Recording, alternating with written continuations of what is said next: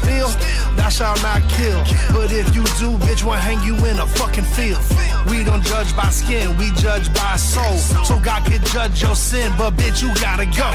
Austin Metcalf lost his life at a track meet. The news won't say it, so I say it on a trap beat. And while they running from accountability, Lake and Riley was murdered while she was running in the streets. Who would've thought the girl who left the danger in Ukraine would get her life taken riding on a train by a nigga when she's repping Black Lives Matter? But you triggered by this song, tell me which is sadder. We need a big tall tree and a short piece of rope. Hang 'em up high at sundown. Leave 'em swinging so the folks all know you don't mess around in our town. A big tall tree and a short piece of rope. Hang 'em up high at sundown. Leave 'em swinging so the folks all know you don't mess around in our town. Oh, there's too much crime in the streets these days. Too much evil going down. If they get 'em up out of the bricks for a while, the judge turns them loose on the town. How many mothers gotta cry? How many children gotta die before we put an end to all this mess? We ought to do it like they did it way back in the day, 'cause granddaddy's way it works best. Who's gonna right them wrongs, my friend? Vengeance is the Lord's, but brother, justice ain't a sin. We need a big tall tree and a short piece of rope. Hang 'em up high at sundown. Leave 'em swinging so the folks all know you don't mess around in our town. A big tall tree and a short piece of rope. Hang 'em up high at sundown. Leave 'em swinging so the folks all know you don't mess around in our town.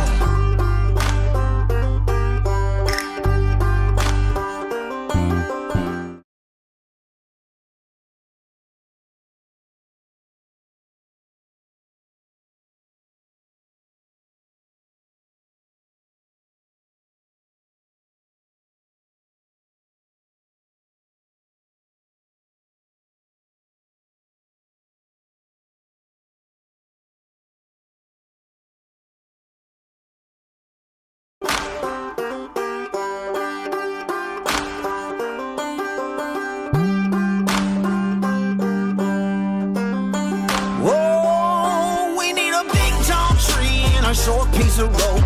Hang 'em up high at sundown. Leave 'em swinging so the folks all know you don't mess around in our town. A big tall tree and a short piece of rope. Hang 'em up high at sundown. Leave 'em swinging so the folks all know you don't mess around in our town. Thou shalt not steal, thou shalt not kill. But if you do, bitch, we'll hang you in a fucking field. We don't judge by skin, we judge by soul. So God can judge your sin, but bitch, you gotta go. Austin Metcalf lost his life at a track meet. The news won't say it, so I say it on a trap beat. And while they running from accountability, Lake and Riley was murdered while she was running in the streets. Who would've thought the girl who left the danger in Ukraine would get her life taken riding on a train by a nigga when she's repping Black Lives Matter? But you triggered by this song, tell me which is sadder. We need a big tall tree and a short piece of rope. Hang 'em up high at sundown. Leave 'em swinging so the folks all know you don't mess around in our town. A big tall tree and a short piece of rope. Hang 'em up high at sundown. Leave 'em swinging so the folks all know you don't mess around in our town. Oh, there's too much crime in the streets these days.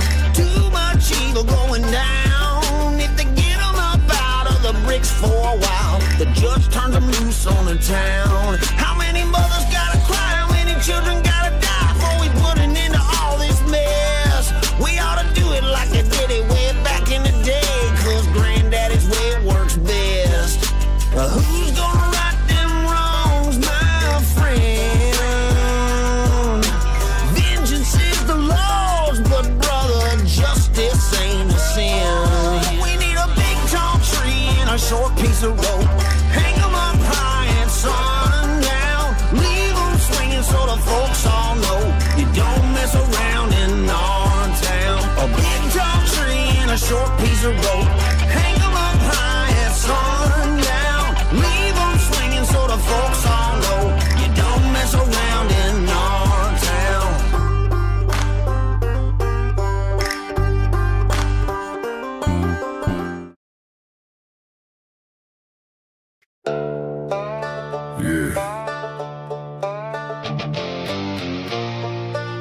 Dust on my boots, blood in my pride. You ever get pushed so far you stop caring? This one's for the snakes, the liars, the ones who smile and stare. Go fuck yourself, I ain't bowing down. Try to break me, but I stand my ground. You took your shot, now take your loss. I pay my dues, I count my costs. Go fuck yourself, I'm done being played. I built my fire from the hill you made. No more chains, no more stealth. If you cross that line, go fuck yourself. I came from a road where the gravel cuts deep, where promises break and the wolves don't sleep. Had $1 and a dream and the chip on my chest. They said I'd never make it, yeah, I took that bet. Backstab, handshake, fake love grin. Seen too many devils dressed up as friends. Talk real loud, but they hollow inside. I read that script, yeah, I know that vibe. Mama said, boy, keep your head up high, even when the truth feels like a lie. So I kept on walking, boots worn thin, through the smoke, through the dirt, through the sin. You tried to bury me, I grew instead. Every no you gave put steel in my head. Now I'm standing tall where you hoped I'd fall. Middle finger up, yeah, that says it all. Fuck yourself, I ain't bowing down. Tried to break me, but I stand my ground. You took your shot, now take your loss. I pay my dues, I count my costs. Go fuck yourself, I'm done being played. I built my fire from the hill you made. No more chains, no more stealth. If you cross that line, go fuck yourself. They love you when you're down, keep you in the cage, but hate when you rise and step on stage. Suddenly they know you act like king, but I remember where you never been. You weren't there in the cold midnight when I lost my way, had to learn to fight. You weren't there when the world went dark, when I lit my soul with a single spark. I don't need your praise, don't need your lies. Seen too much truth in your disguise. You played both sides, but I played real. Every scar I got, yeah, that's my deal. This ain't revenge, it's clarity. Cutting off dead weight, setting me free. I ain't angry, I just moved on. Your chapter's closed, your page is gone. I gave too much to people who take it all. Watch loyalty fade like a late night call. Now I walk alone, but I walk with pride. No more fake love standing by my side. Yeah, it hurts, but it made me strong. Turn my pain into this outlaw song. Go fuck yourself, I ain't bowing down. Tried to break me, but I stand my ground. You took your shot, now take your loss. I pay my dues, I count my costs. Go fuck yourself, I'm done being played. I built my fire from the hell you made. No more chains, no more stealth. If you cross that line, go fuck yourself. I don't hold grudges, I just hold truth. You showed your colors, I show my proof. Every word you said, you fueled my grind. Now I'm 10 steps ahead, you still behind. I ain't bitter, just wide awake. Learn real fast, who's real or fake. Trust ain't cheap, it's earned in blood, not in shallow talk. A crocodile love, you built your world on a house of lies. Now it's falling down, no surprise. While I built mine from broken stone, now I sit king on the throne I own. This ain't hate, it's self-respect. Cutting ties, I won't regret. If you don't like me, that's just fine. I don't need you in my life. Some bridges, you don't burn them, you just stop crossing. Go fuck yourself! I found my way, oh, every night, through every day. You tried to chain me, hold me down. Now I wear freedom like a crown. Go fuck yourself, I'm done being small. I stood back up every time I'd fall. This is my life, my truth, my will. If you doubt that, go fuck yourself. Yeah, ride your road, I'll ride mine. No hard feelings, just hard lines. Outlaw heart, free as hell. And if you can't respect it, you already know. Go fuck yourself.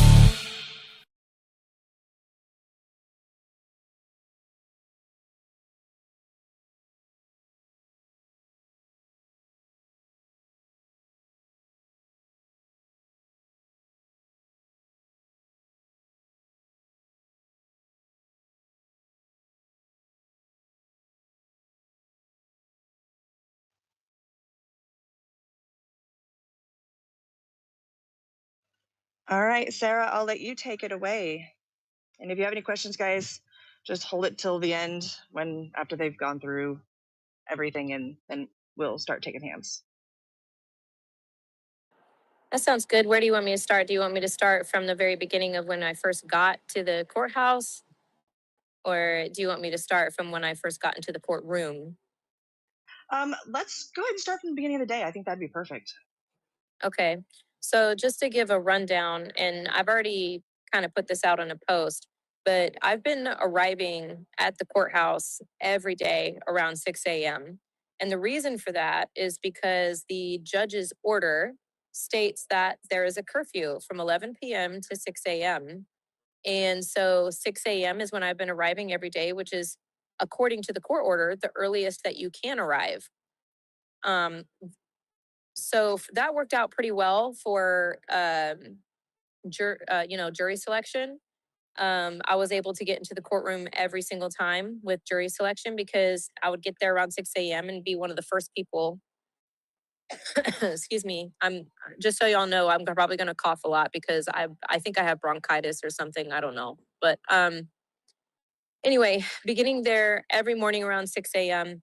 and beginning in the courtroom for jury selection. And so I'm sure y'all have seen my reporting about that. However, this morning was the first day of actual testimony and opening arguments. And when I got to the courthouse around 6 a.m., again, there was already about 30 people in front of the front entrance of the courthouse. They don't open the front doors until 7 a.m. So, I'm already kind of nervous because I'm like, okay, so I'm listening to some of these people talk, and some of them are bragging about being there at 5 a.m. and 5:30. And I'm like, well, that's kind of crazy because how are you allowed to do that? Because you're in violation of the judge's order. But at this point, I'm like, okay, well, hopefully I'll be able to get in. I don't know. So I'm standing in line, and around, we're standing there for a long time, and around 6:30, 6:40 a.m., a bunch of Carmelo Anthony supporters completely cut directly in front of me. And we know they do that on purpose, but they cut directly in front of me, and it was I would say about 4 or 5 people. And I had seen them before. They're podcasters from New York. They don't even live in Texas. But they are very well aware of who I am, and they've made themselves very clear that that I am lesser than them, and they won't even share a bathroom with me. So anyway, so they cut in line in front of me, and that was frustrating, but I still, maintained my composure because I know this sounds crazy and all, but I'm actually not a confrontational person. If you confront me, I have no problem confronting you back, but I'm not the type of person to just confront anybody and everybody. I'm more of a peacemaker, and if you throw something at me, I have no problem throwing it right back because I do have a mouth on me, but I'm not going to use it unless I absolutely have to. So I'm standing there and I'm like, okay, well, hopefully this works out for the best. I don't know what else to do because it doesn't matter what I say to these people. They're just going to, if I say anything, I'll just be painted as a racist again. So anyway, so we finally at 7 a.m., the doors open. A deputy comes to the door, lets a bunch of people in, and literally 2 people in front of me, he stops the line and shuts the door.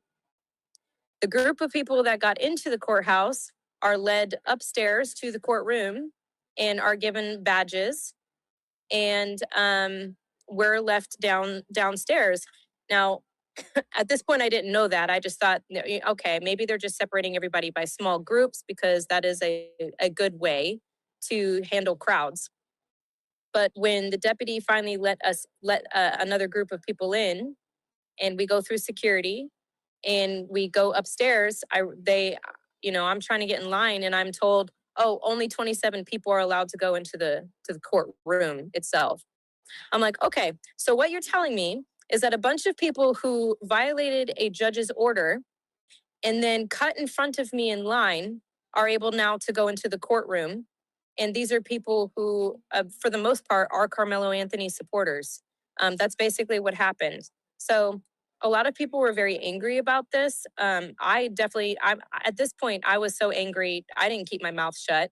I told every deputy that came around, like, hey, just so you know, this is what's happening. These people are cutting. These people are arriving and violating a court order by, showing up earlier than everybody else in order to get access to the courtroom. I didn't keep my mouth shut anymore because I'm pissed.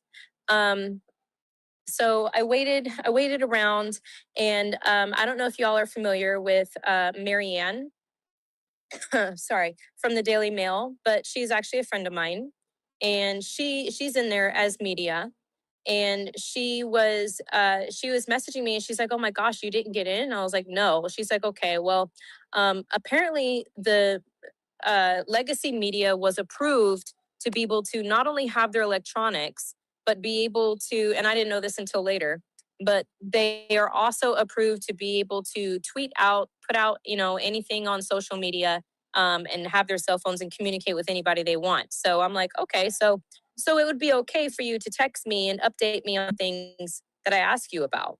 Are y'all still able to hear me? Because it says You're cutting out just a little bit, Sarah.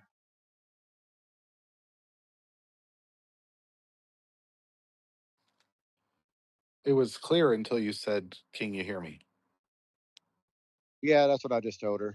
She's still cutting out. Nope, can't hear you at all. Can't hear you at all. She You're just down in the listener panel now. dropped a listener. Maybe that'll fix it. You just dropped. I sent her No, a new no, microphone. you dropped. She sent you a new invite. And if that doesn't work, then she just needs to back out of the space completely and come back in. Yeah, this Wi-Fi is stupid. I think we're like, yeah, I know. That's what it kept doing to me. The Wi-Fi keeps cutting out and then coming back and then cutting out and then coming back. It's fucking annoying. okay, can y'all hear me? Yep. Yep. Okay. The Wi-Fi here completely dropped out, so now I'm just going off. It says I have 5G, but the internet here is just crap.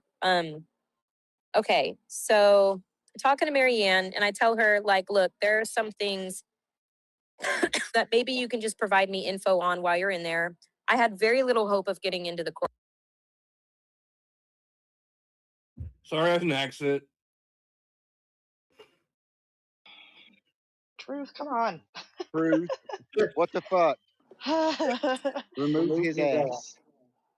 Okay, sorry. Can you hear me now? Yeah. Truth. Yep. Seriously. Okay. So anyway, so I tell her, like, there are certain things that I want to know about regarding this, about opening arguments. And particularly, I really wanted information about the video because I was being told that the video was being shown. And the reason I wanted that is because I saw the video a year ago, and they've done nothing but try to discredit me and say that I lied about the video. And some of them are even saying that I didn't see the video, and I did. And, they're all saying that Karmelo was attacked by 4 people, and you can see it very clearly in the video. And he fell down and he crab walked backwards and all this crazy stuff, right? So I'm like, Marianne, like, I know that this may not be important to you, but please, like, tell me that they showed the video. And if they enhance it, which is what I was told was going to happen, if they enhance the video, tell me if it shows absolutely anything other than what we already know. And she's like, okay. So I'm waiting around, and I'm being told, like, I'm probably not going to get a pass into there. The only way is if someone actually chose to leave, but no one's going to choose to leave that showed up at, 5 a.m. Or if someone got kicked out, which I'm like, okay, there might be a chance of that because Judge Roach is very harsh. And there was literally a Carmelo Anthony supporter that went in there that her belly was showing. So which is gross, by the way. Don't go into a courtroom with your stomach showing. So I'm like, I'm just going to sit here. I'm going to wait. I'm going to wait because I have a feeling something's going to happen. And I prayed, and I'm like, okay, God, like, I'm not leaving. I feel like I need to stay here because I feel like something's going to happen. I was right. And, I'm so, God took care of me 100%. because they took a break. Marianne told me, yes, they're showing the video, but it's nothing we haven't already seen. I'm like, okay. And then they went to lunch around 11:30, and Marianne said again, yeah, they said they're going to show advanced video after lunch. I'm like, okay. So do you still hear me okay? Yeah, enhanced. Not advanced. Sorry, enhanced video. Sorry. My brain has been mush, guys. I'm sorry. Enhanced video. Which I mean technically is advanced, but whatever. I'm I know, I'm because here to my help brain her. is mush. I'm Guys, here to help her. I can probably count on one hand how many hours of sleep I've gotten since I've been here. So bear with me. Anyway, so lunch is happening. Everybody was, walked out of the courtroom, and the sheriff walks up to me. Eh, Sheriff Skinner, and he lets me know that he has a pass. And I said, okay. And he said, I have a pass. And he handed me over the pass and said, you're going to be guided to a spot in the courtroom. Guys, I'm not kidding when I say I almost cried, because I was not expecting that. I didn't think it would happen that way, but it did. And Sheriff Skinner handed me a pass. I was guided to a seat. And after lunch, I was able to take a seat in the courtroom. I was able to sit all the way at the end of the row, directly next to the jury, which means that anything the jury was shown, I was able to see as well. So then they come back from. Hold on one second. I wanted to cut her off real quick because I wanted to tell y'all. I told her, I was like, hey, if you get in, text me so I could come get your phone. She didn't text me. And then she stopped texting me back because I was checking on her because I was out in the fucking parking lot. And I literally took off all my like plate carrier and my other protective measures, and was about to go John Wick on these motherfucking deputies if I didn't find Sarah. I'm just saying, like yeah, fuck no. I saw that her phone was still in the courthouse, so I was like, okay, she's still in there, but did somebody attack her in the bathroom? Because that's actually a fucking possibility, right? Because there's no sheriffs in the bathroom.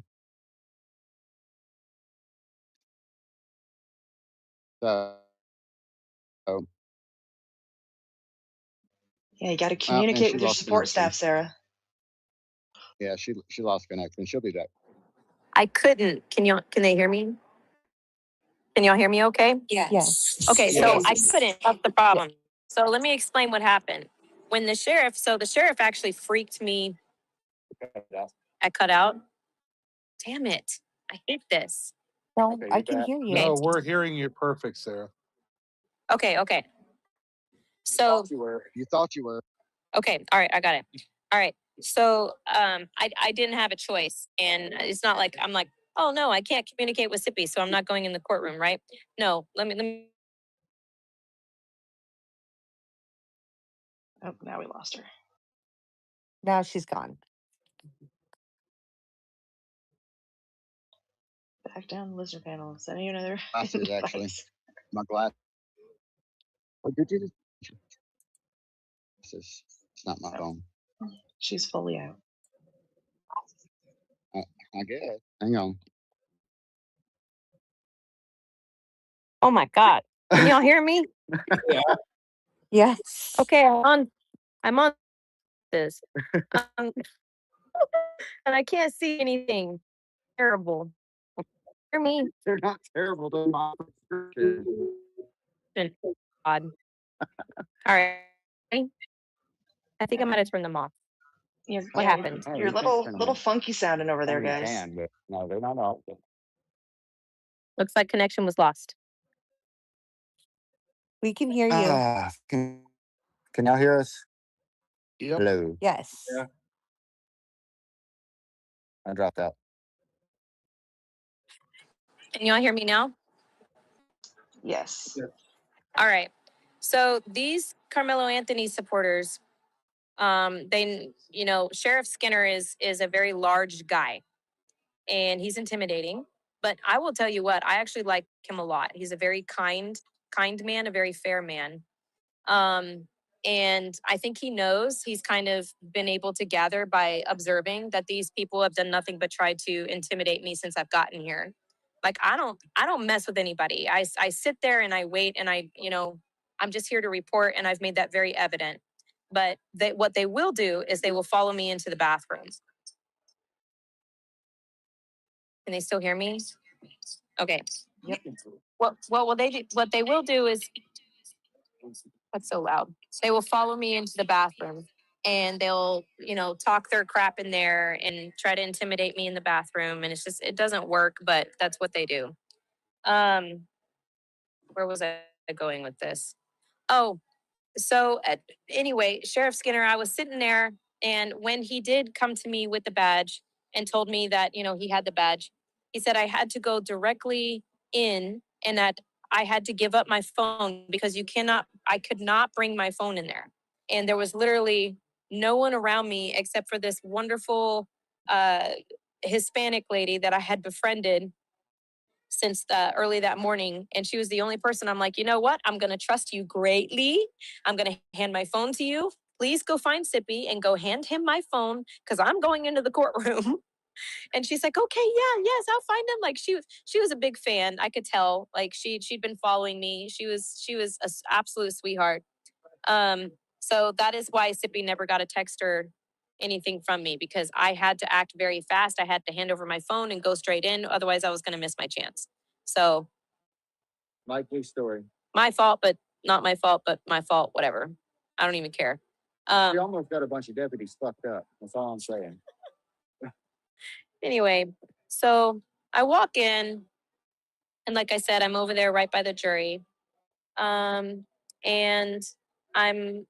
they did show a few more minutes of enhanced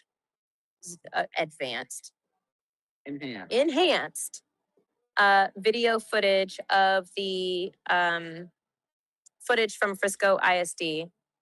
And they had their very first witness was a video expert, I guess is what you would call him. That's what I have written down here. That's what they referred to him as, is their video expert. Where, now mind you, like I said before, this footage from Frisco ISD, you can't, it's from very far away. You can't really see much of what's going on. You see a bunch of figures walking around. You see the tent up in the left-hand corner, the memorial tent.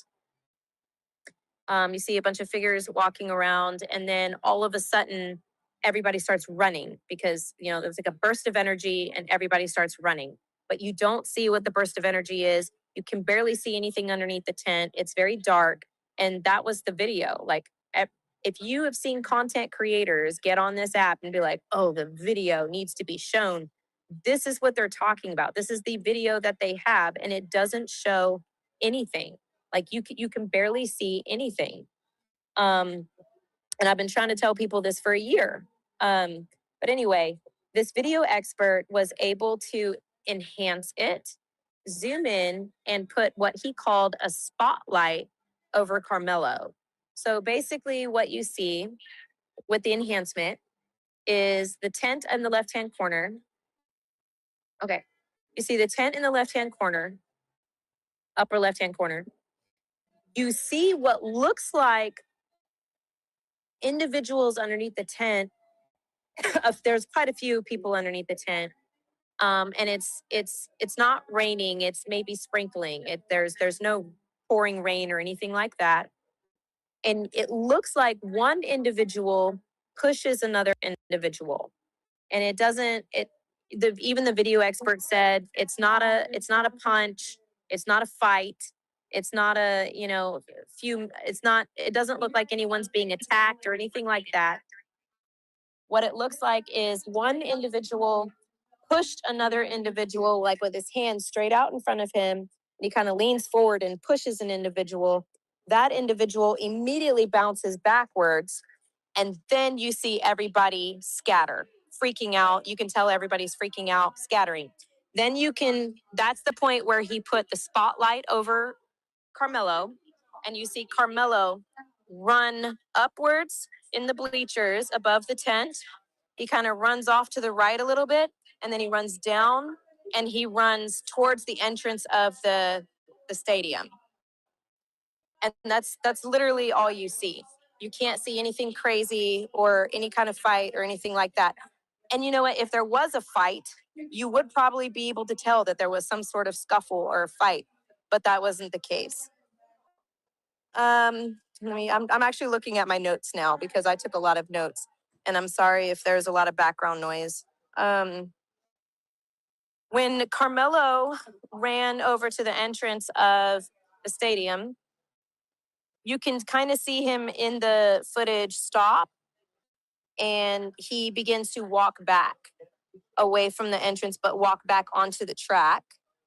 And then you see in the spotlight an officer. You can actually see that he is with someone, but you can't tell who it is.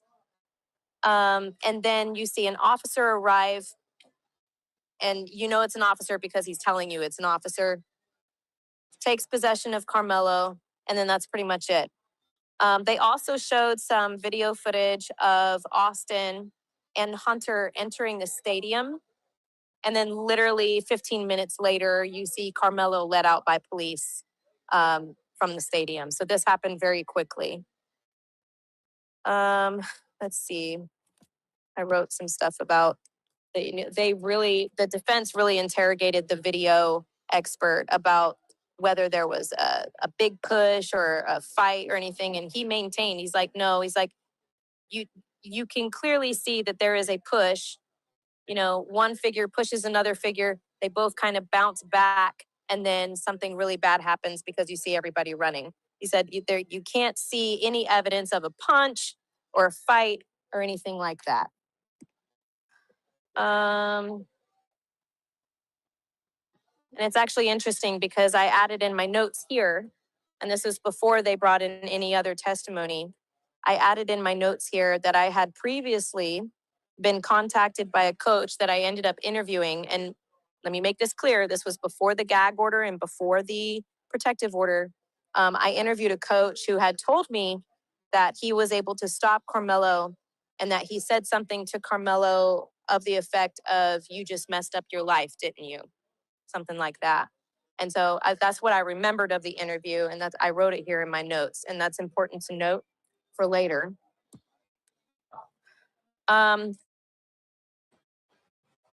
Next witness. Okay, do you want me to continue on? Are there any questions at this point? Because now I'm just going to keep going into my notes unless someone stops me. I think you should just keep going, and we'll take questions at the end, and we'll get Sippy's experience on the outside as well. And then, so Okay, if you've got fine. questions, keep them in your head. I know some people are requesting we're not bringing anybody else up until until we're ready for questions. All the people that are up on the speaker panel are regulars of both this space and the Everything and Nothing space. So we're limiting it to that right now. Okay. All right. So the next witness, and so we took a break. We were brought back in around 2:30. The next witness was someone by the name of Robert Stark, and he is the head. And just making this very clear as well, I am allowed to share this information. The only information I cannot share is any information about a minor, which I wouldn't share anyway. But no minors gave any kind of testimony today, so we're good. So Robert Stark was the head track coach of Memorial High School. He also does strength and conditioning for the football team. He's also the assistant coach. The assistant coach for the football team. He was the position coach, which I don't know much about football language, but he said that he was the position coach for Austin and Hunter. He said that he had known he had known Austin for a year, and he has now known Hunter for 2 years since Austin's been passed for a year. He testified that he was close to the Metcalfs. He did say that the track meet policy is that, quote, the tent marks your spot. And he said that the reason for that is because during track meets, you have about 40 kids per like 4 coaches. And so your spot, which is your tent, is designated because coaches have a hard time of keeping track of everyone. So the tent during a track meet is kind of like your bench. It is where you stay. It is where you hang out at. It is where your valuables are. It is where your snacks are. So they tend to keep teams with their prospective tents. He mentioned something, he mentioned proximity control, which means that he said that it was very important to them to keep a coach per tent at all times because the tents have snacks and backpacks, which he said, again, is standard practice, especially for Frisco ISD. He said specifically, Frisco ISD tents are meant for one team, again, because of valuables, snacks, and it's a big deal to keep everyone else away from your tent. He also said that it was for Frisco ISD that it was co-ed, so it is boys and girls. And he said it was not normal to go to someone else's tent uninvited. And let me see. He was asked about weapons and if Frisco ISD students were aware of, weapons policy. He said that the policy is that weapons are not allowed at all of any shape or size. So any student would 100% know that they were not supposed to bring a knife.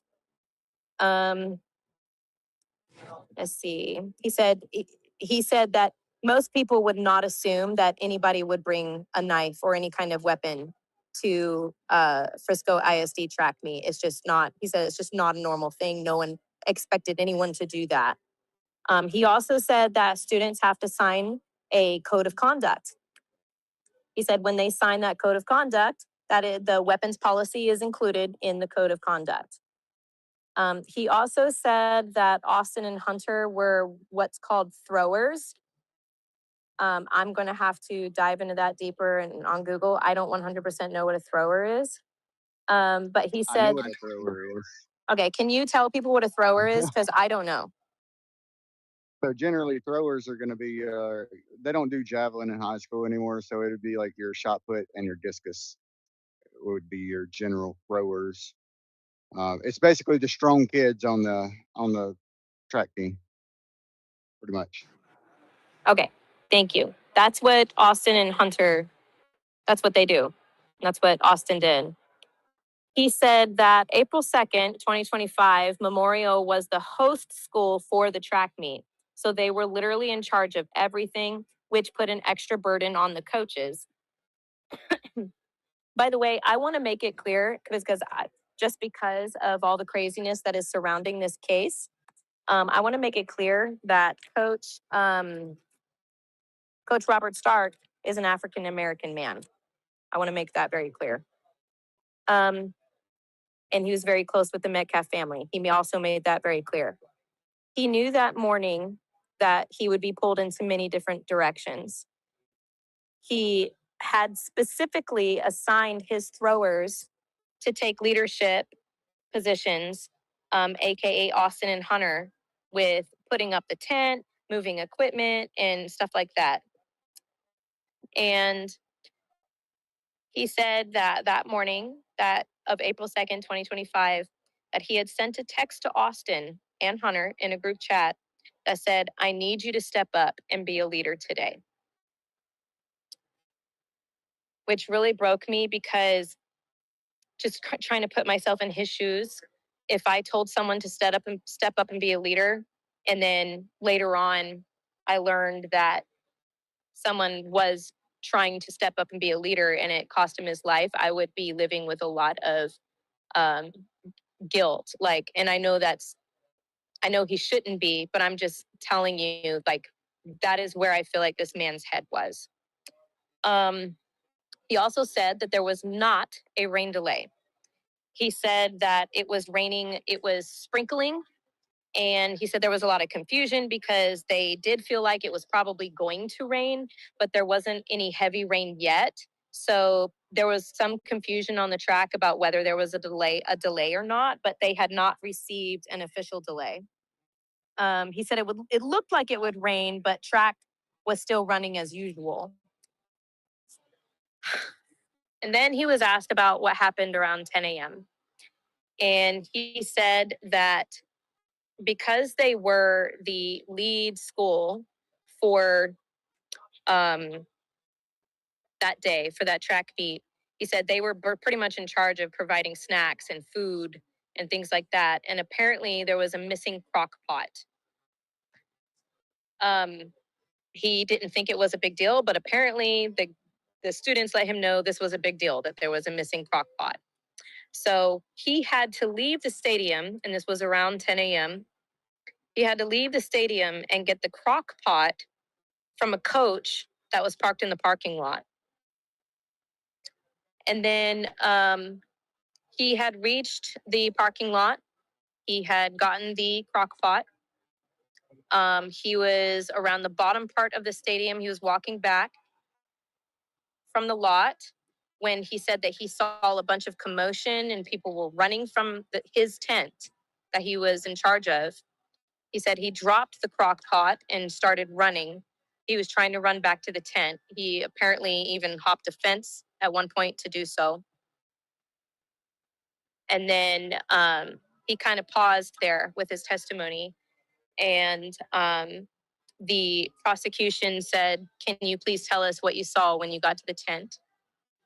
He said that he saw Austin. He said that his face was purple and there was a hole in his chest. Um,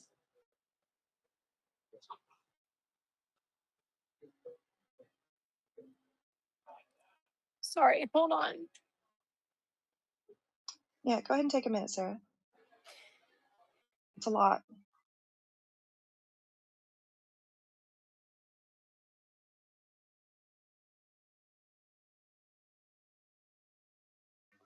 Yeah, it's a lot for anyone to have to hear, on a space by itself, but, to be in court and hear the testimony makes it, that much harder. So I can totally understand why Sarah's having such a hard time with it. Because I'm not really a crier, and I feel it a little bit here because it's a young kid that lost his life and for no reason. So it's a lot. So yeah, you just take a minute, Sarah.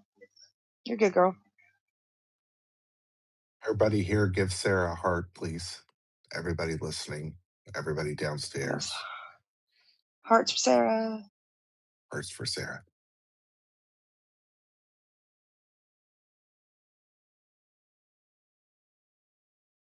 Hey, I'm sorry. I'm trying to get through this.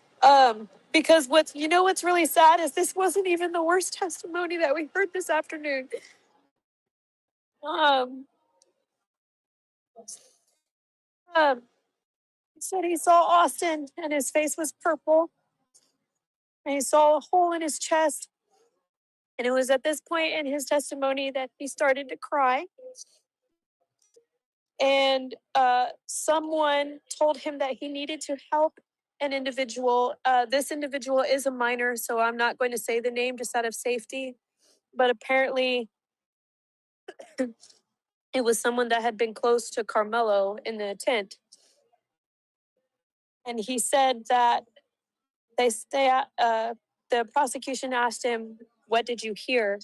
And he said that he heard Hunter, and Hunter kept screaming, "Do something, coach, please do something." And apparently it was right around that time, because this had just happened. Hunter pointed at Karmelo, who was at the time walking on the track. And then he walked up to Karmelo, who was walking on the track, and he asked Karmelo, "What did you do? What did you do?" He said at that time, Karmelo was walking calmly with his coaches, and he kept saying, "What did you do?" And he was so upset that he took his hat off of his head and threw it on the ground. And then he said after that, Carmelo began to cry. But he had not begun to cry until after he approached Carmelo. And then he went back to Austin. Also, it'll be in my notes later, but I know that around this time, apparently, one of the coaches that was with Carmelo was a Centennial coach and had told him to leave because they didn't know that he was a Memorial coach. But later on apologized to him because he didn't know that he was a coach. He just thought he was acting crazy because he was throwing his hat on the ground. And so he told him that he needed to leave. But he ignored him. It doesn't matter. That's just part of the story.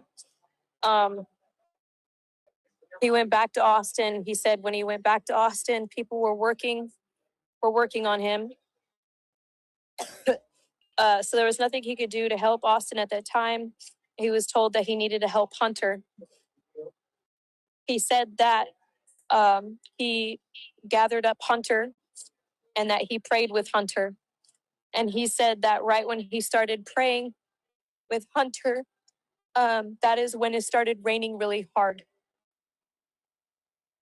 And he said that when it began raining really hard while he was praying with Hunter, that's when he knew that Austin was gone.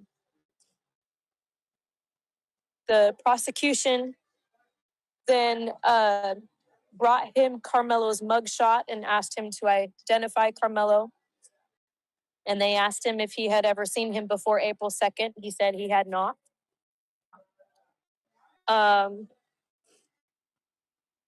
They also went into the fact that apparently before the track meet, he had gotten angry with Austin because Austin had left early from multiple athletic events to go fishing. And he kicked him off the track meet for that because he and his brother just kept wanting to go fishing. And he was upset with him for that. But he said he didn't actually intend to kick him off the track meet, but he did it just to kind of teach him a lesson like, look, you need to be here for your teammates. And then he had brought him back onto the track meet. And April 2nd was one of the first days that he was actually back onto the track meets that day. And that's the morning that, of course, he encouraged them and said that he needed them to be leaders. And Austin said that he wanted to support his team. And by the way, these are not alleged text messages. They showed the text messages on the screen. So all of this that I'm saying to you did happen. And that he was planning on bringing him back anyway. It was just to teach him a lesson, which apparently is a normal thing for coaches to kind of threaten to kick them off and make them think that they're kicked off in order to teach them a lesson. Then they bring them back, which they always intended to do in the first place. He explained all of this on the stand. And Austin's last text message to the coach was, "For sure, coach, I got you." And then you saw a text message after that on April 3rd. So at this point, Austin is already dead. And it was the next day. And you see a text message from the coach to Austin that said, "I love you, man. I'm sorry I didn't say it enough." And that was his last text message to Austin. That was the end of his testimony. He was cross-examined by the defense. It was reiterated that in track culture, people do not go under other people's tents. The coach's his policy is no one is supposed to sit under a tent if it is not yours. It is meant to control valuables like snacks and is also it's a co-ed tent. And so they're really trying to make sure that they can maintain control since it is boys and girls. 1 second. Okay, Sippy's cutting in. All right. So to explain that, that is 100%. You do not go over under somebody else's tent. I mean, we've beat people's asses for coming under our tent. I'm just saying. I used to do track. I used to do a lot. I did football, track. Only thing I didn't do was baseball because I didn't like it. It was boring. Right. but you absolutely do not go under somebody else's tent unless invited, and you better be known by a bunch of people and not hated by any of them, because one of them doesn't like you and they ask you to leave, you better leave. That's just how it is. I mean, that's always how it is. Anyways, I'm giving Sarah a little breather real quick. She's back. Okay. So the defense wanted to make it clear that Centennial, he asked, did you know, can y'all still hear me? Because it says my connection was lost. Yes. Yes. Okay. He asked him, did you know that Centennial did not have a tent that day? He said, no, I did not know that Centennial did not have a tent that day, which for anyone listening, Karmelo was a high school student of Centennial in Frisco ISD, just so you know. And apparently Centennial did not have a tent that day. He also asked how much Austin weighed. And he said he was a football captain. He weighed about 195 pounds. Austin actually had specified multiple times that he wanted to gain weight, and they were trying to get him up to 220, and it was a struggle. But he could have reached maybe over 200. And this is when it came back that apparently the coach of Centennial High School came back and apologized to the coach for telling him to leave. It came up when the defense was cross-examining him. And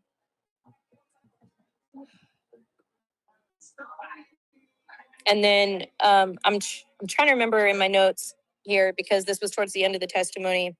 Apparently, Karmelo, when he said, what have you done, or what did you do? He said, what did you do?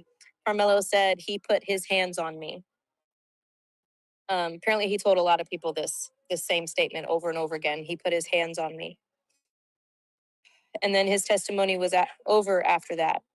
It is, gosh, there are 1, 2, 3, 4, 5. I still have 6 more pages. Nope, 7, 8, 9, 10. Okay, I have a lot of notes, guys. That was a really rough. That was definitely one of the roughest. There were several more. There were several more coaches. There was another coach by the name of Tiffany Whitaker, and she was the athletic trainer for Memorial High School.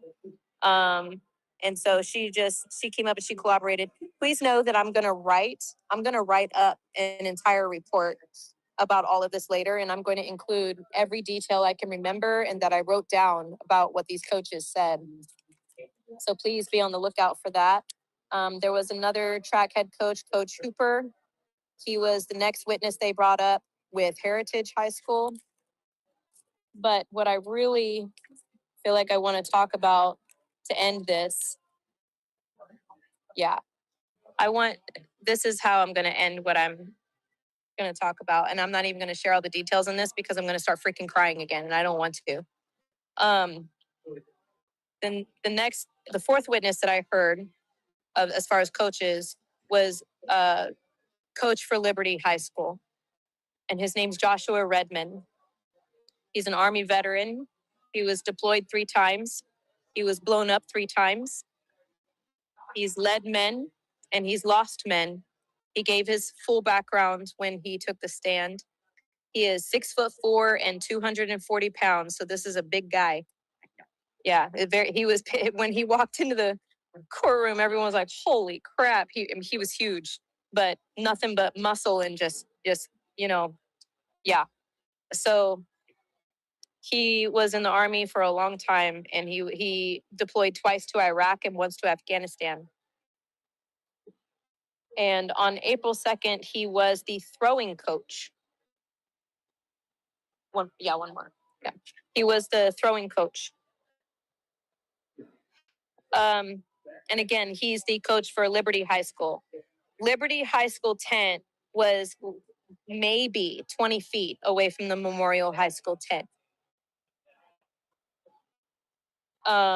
And Liberty High School had 2 tents, one for the boys and one for the girls. He said that it was not raining heavily, that it was just a light drizzle, and that he was close to the tent. He said he did not hear anything. He didn't hear a fight.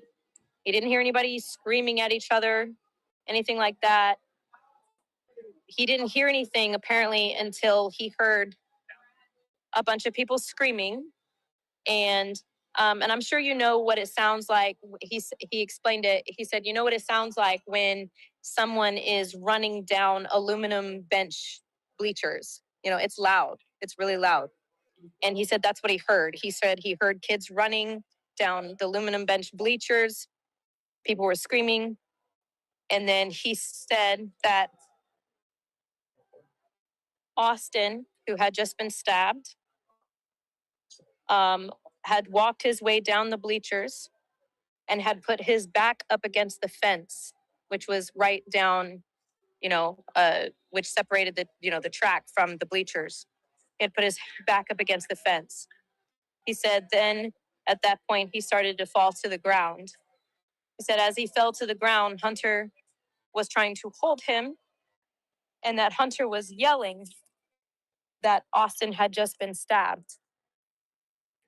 He said that the instinct had kind of kicked in. You know, he'd been trained for things like this, and that he took off his coat and turned it inside out and began to put pressure on the wound. He said he had to shove Hunter to the side because Hunter was trying to hold him.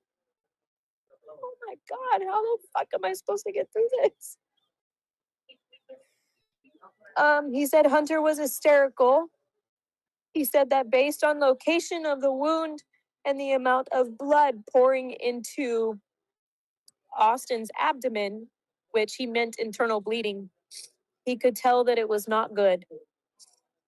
He said it was at that point that he could tell that Austin was agonal breathing, which I don't know if many people here are familiar with what that is, but it's not actual breathing. I believe it's also known as, I think, the last breath, because it means that you're It's dying. close to that. Yeah, it is in those final He said it phases meant of that dying. Yeah. he was already passing. And he said this was before EMS arrived. He said that before paramedics arrived, he knew he was already gone. He said that he then went to the locker to wash his hands, and he left the jacket where it was. The jacket was soaked in blood. And then they played the 911 tape, because during the 911 tape is when he was trying to give life-saving, he was trying to provide life-saving actions to Austin during the 911 call. Then they like I said, they played the 911 call. That was really, really hard to get through. I'm just going to tell you that right now. And you can hear people screaming in the background. You can hear him working on Austin in the background. You can hear him screaming. "Stay with me, Austin, stay with me. Come on, Austin." He said, come on, Austin, stay with me." And then the 911 caller asked if Austin was breathing. And the person on the phone said, "No, he's not breathing." Kept asking if Austin was breathing, but he wasn't. It was at this point that apparently the coach knew that he was at the point of agonal breathing. But he said he didn't want to say that because he didn't want to make it so that no one would try to bring him back, if that makes sense. He didn't want to say it out loud, especially with Hunter, because you could hear Hunter crying and screaming in the background of the 911 call. You can hear them give a description of Karmelo on the 911 call. They describe him as some kid from another school. They didn't seem like they knew too much at that point. I don't want to talk about the 911 call anymore. It was really bad. Then they showed pictures of how close the tents were to each other, which again, like I said, the tents were 20 feet apart, which means he was so close to the tent. He was right there when it happened. So he would have heard anything that went on. They then showed a picture of Austin after he had already passed away. He showed it to the jury old school style, which that means that he just showed them a picture. They did not put his picture on the screen out of respect for the family. But they did show a picture on the screen of the jacket that was soaked in blood. And then they brought out the actual jacket. The inside of it was covered in blood. They showed it to the jury. The person who was on the 911 call, I added in my notes here, was Coach Thayer. Coach Thayer, which I have a feeling we'll hear from Coach Thayer on another day. He was cross-examined by the defense. He stated that he had heard no yelling or sound or any indication of a fight. They asked him if it was uncommon to talk to other people in between events at a track meet. He said, no, it's not uncommon to just talk to other students. These were strange questions, I'm not going to lie. And then it was after his testimony that we were done for the day. It was 5:50, and definitely one of the worst too.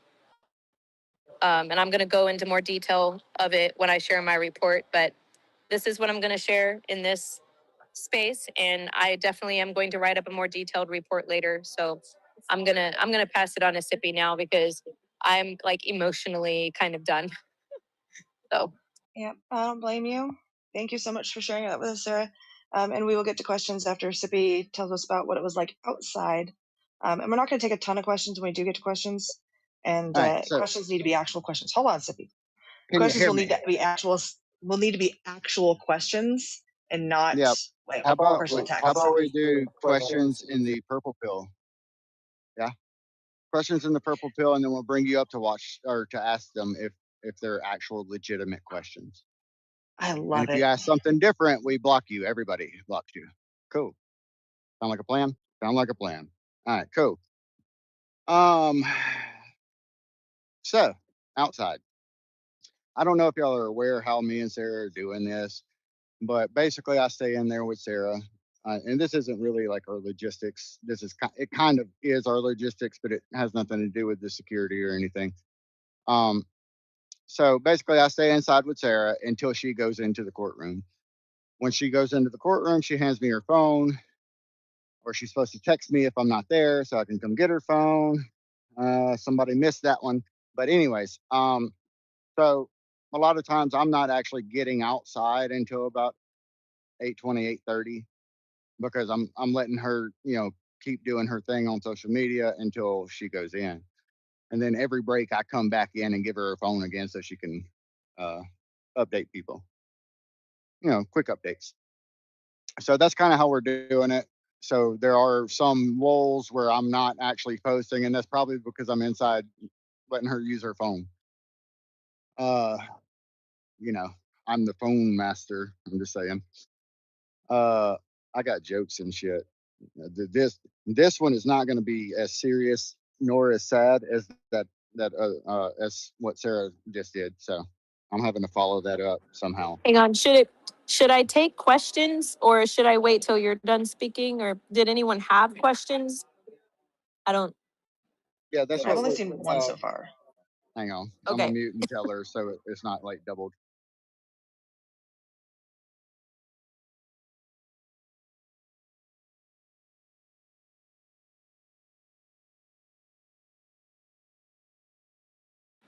Okay.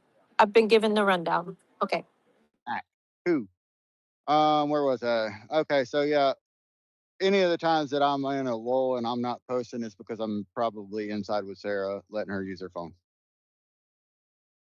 So that's why you'll have like a 30-minute fucking like nothing from me. Uh, I'm trying to keep everybody up to date. So what we've got is pretty much every day since we've been going there. There's been a group of Carmelo supporters. Y'all have seen them. They were a little bit bigger crowd today. Um, but so I would say at least half, if not more, are actual Black Panthers, like wearing Black Panther gear. Um, yeah, like shirts and shit. You can actually see that in some of my videos, like when that guy was recording me while I was recording them, and he told me to look at his shirt and make sure they see the shirt, and he believes everything that they believe on the shirt. Um, that is, if y'all can hear that in the background, they're doing some like stupid ass fucking music trivia. Anyways, so that shirt was a Black Panther shirt. If you zoom in on the top of it, it says Black Panthers on it. Um, so, but for the most, if as long as you're not dealing with the actual Black Panthers, the rest of them are, they're kind of chilling. They apparently think every white person is racist, especially any white person that would happen to hang out with Sarah. Oh my God, she's translucent, right? Translucent leprechaun. What happened? Oh, she didn't slap me, so I'm good. Uh, Well, opportunity lost. yeah. So It'll still anyway, happen. yeah, It's that's okay. what she keeps saying. She ain't gonna do it. I've been too good to her. If anything, she'll slap Jinx if she ever meets Jinx for me. Anyways, so yeah, as long as you're not dealing with the actual Black Panthers, and even some of them are, I mean, they'll talk to you once you be like, bro, I'm not fucking racist. Like, I don't know why you think every white person is racist. It's ridiculous. Um, so, but that's the main group that's been there, right? They've been there every fucking day. And then today there were some biker gang kind of guys that joined them, and they had their vest on and their vest said enforcers. I haven't looked up the biker gang yet to see what exactly that biker gang is, but I would have to assume, if I were to assume, I guess, they're probably associated with the Black Panthers in some way, shape, or form, because they had the same vibe as the Black Panthers. Now, some of them are armed.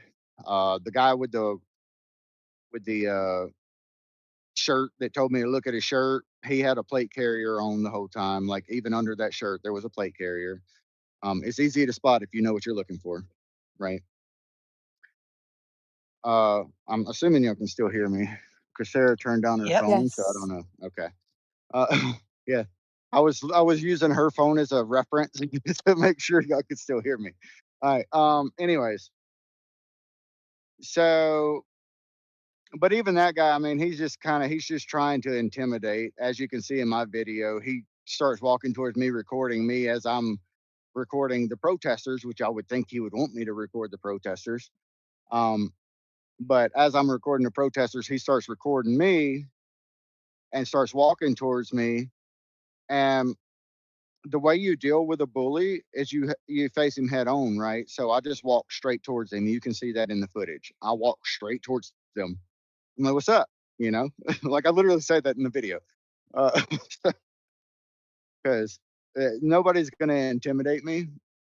I'm just saying, I am I am well protected when I'm there. That's how we're gonna put that. So either way it goes, that's that. And then today was a little bit crazier because there was a planned rally that Jake Lang crashed. He was not the planner of the rally. No matter what he says, he did not plan that rally. We knew about the rally, and it was not Jake Lang's rally, right? But he showed up on a technicality because he's not supposed to be within 200 foot of the courthouse. Um, but we assumed that meant the actual court property. And no, the sheriffs took it as the courthouse, like the actual courthouse. So he could stand at the edge of the parking lot, which is what he did. And then he started yelling a bunch of racist shit. If y'all go look at my videos, you can hear it. Um, and then obviously the other side started hurling racist shit back at him. Like that video that you see where the guy is saying the only good cracker is a dead cracker. Um, that is he is actually talking directly to Jake Lang. Um, Now I'm not really excusing that, but that's some context that was kind of missed in the video, and I wanted to put that out there. Because I'm trying to do it like non-opinion. I'm just putting out the facts. Y'all make your own fucking opinions, your own decisions. I don't care. Um, my my whole goal is to just show y'all what's going on around the courthouse. Now, when you get closer to the courthouse, security's so damn tight. All you've got is like a bunch of mainstream media, fucking like glorified fucking influencer setups, basically. There's big ass fucking lights that are sitting there, and they got their little umbrellas and shit. Um, so when you get closer to the courthouse, there's a shit ton of cops. I mean, there's quite a few cops with the ARs with chambered in 9 mil. I only know they're chambered in 9 mil because of the size of their magazines. I mean, it's not like they showed me their 9 mil, right? So I guess it could technically be chambered in 45 because that'd be about the same size magazine, but it's probably a 9 mil. Um, anyways, so once you get closer, the security's a lot tighter, which makes it a little bit easier to keep um, the translucent leprechaun safe. Um, anyways, yeah, so when Jake Lang showed up, they went crazy, like at each other. And all the videos from today were basically Jake Lang versus the Black Panthers. So all the racist shit being thrown back and forth. I'm like I said, not excusing it, but I'm telling you that they were responding to what Jake Lang was saying. So it was kind of like it could have been an emotional response. This fucking rabbit is like just chilling, bruh. You see this fucking thing? It's just fucking chilling like fucking 2 foot in front of me. Sippy's ADHD triggered, guys. No, Sippy, I Bruh. can't see it. I don't see a rabbit. Oh, there's a rabbit. Hey, he's just chilling. He's just hanging out. Um, anywho, so I mean that's basically it. Like, yeah, that's basically it. Actually normally pretty chill on the outside. I mean, there's some tension. Like I walked past that group the first time, didn't say a fucking word to them, just walked past them, took a snapped a couple pictures just so I could report it. And bruh, they hated me. And I'm assuming y'all saw that Savannah Hernandez was getting, some flack from them. She was getting flack from them because she actually ran into me first and asked me if I was a protester. And I was like, no, I'm here with Sarah. And she's like, oh, okay. Well, then I'll see you later, probably, because I think Savannah wants to do like an interview with Sarah. Yeah. Yeah. Anyways, so yeah, after she walked away from me, I told her, I was like, well, I mean, the guy over there with the white square on his shirt, which is the same guy that was recording towards me, right? Um, I was like, he seems pretty fucking passionate. He might be a good one to ask. Well, she went up to him and he's like, no, fuck you. You're with him. Fuck you. And she's like, I don't even know him. By the way, I had never even talked to Savannah Hernandez. She doesn't follow me. She talked to me because she thought I was a fucking protester. I mean, like, anyways. But then after that, she said she couldn't talk to me because they hated me. And I was like, I don't know why they hate me. I guess it's my redneck voice. I don't know. Uh, I mean, I can be translucent too. I think we both got Irish in us. So, but yeah, that's pretty much it. Like I said, the ones that you saw the video of them chanting, those people. I mean, they're fairly open to talking to people. I've talked to them a couple times. Um, they seem actually fairly peaceful, but the other half of the group is just straight up uh they hate white people, honestly. I mean, there's no other way to put that. So, I mean, technically, we need some Japanese person to come up in there and talk to them. Maybe a short Japanese woman. I don't know. But yeah, that's pretty much it. Um, yeah. But just so you know, Sarah is safe. That's all I got to say. As long as I'm here, she's safe. So I'm gonna end on that Awesome. note.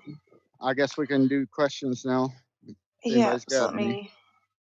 I'm just gonna call out a couple names, and if I call out your name, if you'll go ahead and just request, I'm going based on your name and not your handle. LTL Media, go ahead and request. The Iron Law, go ahead and request. Let's see. Rebel Without a Reason, go ahead and request. I'm gonna start with those three.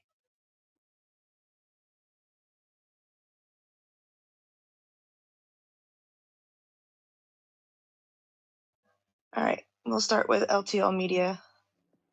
Hey, thank you for allowing me to join this space and ask Sarah a question. I want to just thank her. By the way, she's been sharing some of my coverage. I did kind of a breakdown of what she's basically been going through this entire ordeal and this whole entire trial. Her exposing the Carmelo supporters, especially Dominique, and all the work that she's done in that. And it's just.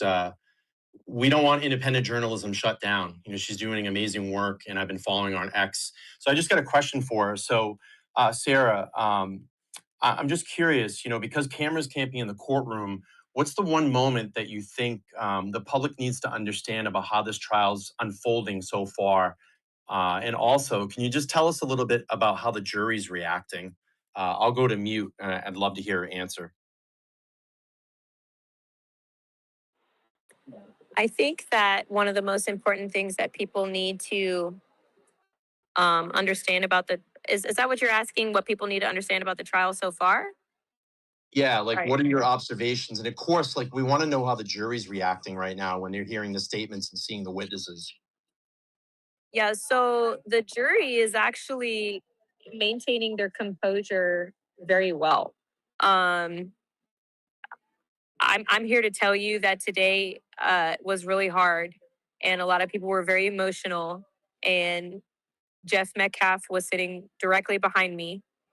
Megan Metcalf was maybe a few seats down from him, and this was very hard on them today. And they were, at one point, Megan Metcalf wasn't even looking up; she's just crying with her head in her hands. And everyone's crying. Okay, like the testimony today was very difficult to listen to. Um, but I will say that the jury, um, from what I've been able to observe, seems very intelligent. And they have definitely maintained their composure. You honestly can't see either they were given very specific and explicit instructions, or they're just making sure that people don't know how to read their faces. But they are definitely maintaining their composure. They're not really showing much reaction to much. And but you can also tell that they are definitely listening and paying attention to all the exhibits that are being shown to them. So, does that answer your question? Yeah, absolutely. Because I think it's always important in especially trials, especially like closed off trials like this, which I think is absolute bullshit. We should always have access to trials and see what goes on to keep transparency. But I think it always helps to, and I get it, it's only day one of testimony, and jurors are going to start as the trial floats the next 2 weeks here. You'll see more of their personalities start coming out. And I hope that you get, the opportunity just to tell us a little bit more about that, maybe in like a week or Hang on one something. second. Sarah got Can you hear, disconnected. Oh, One yeah. second. Sorry about can that. you hear me? I did. I got um I got disconnected. I'm sorry. Um so I didn't really hear anything you just said. Yes. In a brief, I'll just say it again. So yeah, I mean, I understand it's day one of testimony. I think jurors, from what I've seen and observed when I've been in court, court proceedings, and you probably have as well. They're very tight on the first day, but as trials kind of go on, they're more of their personalities start coming out. They might start interacting during breaks. But I'd love to hear, what you start seeing in about a week from now, and just give us some reactions, just something to look forward to. And I appreciate your time, and thanks for taking my question. Yeah, absolutely. Can I also just add something? 'Cause I feel like you also had said something that you had also said that what did I think was something important that people needed to understand or know about what the proceedings are so far. Yeah, Um, 100%. yeah. So, like I said, what I said about the jury, they're definitely maintaining their composure, and that's actually good. That's what they're supposed to be doing. So they're doing their job. Um, the other thing I want to really make clear is that so far there is this entire narrative right now being spun about how Carmelo was attacked and all these rumors about how Carmelo was attacked by four boys and all this crazy stuff you hear about how he had to defend himself. So far, based on the testimony and based on the footage that we have already seen on day one of opening arguments, I have seen zero evidence to support that he was attacked. I have seen zero evidence to support the fact that he felt like he had to defend himself with deadly force. I just wanted to make that 100% clear because it is disgusting to me that for the past year, they have tried to spun a narrative that Carmelo was attacked by multiple people when there is absolute zero evidence to support that.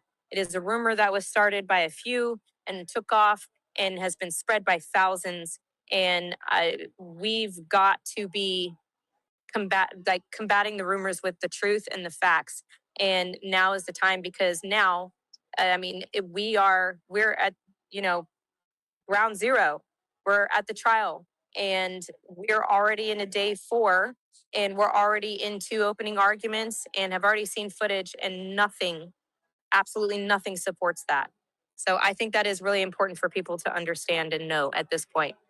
I'm glad that you cleared that up because that was a big point that I hit on my recap show tonight. And there was a lot of mainstream media that put out. TMZ had an article out just a Oh, I few saw hours it. ago and I said, saw it. yeah, they fought Yeah. for 4 minutes. How do you know That that? is Like, you absolute. can't So see. Yeah. they twisted that. So I was in the courtroom when they said that what they actually said was that 4 minutes was the complete duration of time that Carmelo and Austin were under the tent at the same time. They took that and spun it into they were fighting that entire time. And that is an absolute falsehood. It is absolute BS. And that should tell you 100% exactly how TMZ and these other left leaning mainstream media people spin things, because that is absolutely not what was ever said in that courtroom today. Yeah, it says here, I'm looking at it. So Carmelo Anthony murder trial, this is their post from 3 hours ago. Carmelo Anthony murder trial, prosecutors say he fought Austin Metcalf for 4 minutes. And then That's if you go to disgusting. if you That go to was the never, article, it I says, saw it. yeah, fought victim for 4 minutes before stabbing. That's bullshit. That was never said. 100%. That is an outright lie. That was never stated in the courtroom.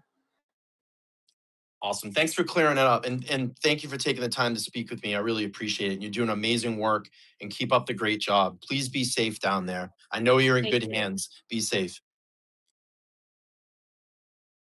All right, thank you. Go ahead, the Iron Law. Yeah, my question was along the same lines, just the sense of the jury. So I think that's been answered. So I'll just say thanks for all those who are there covering this. Really appreciate it.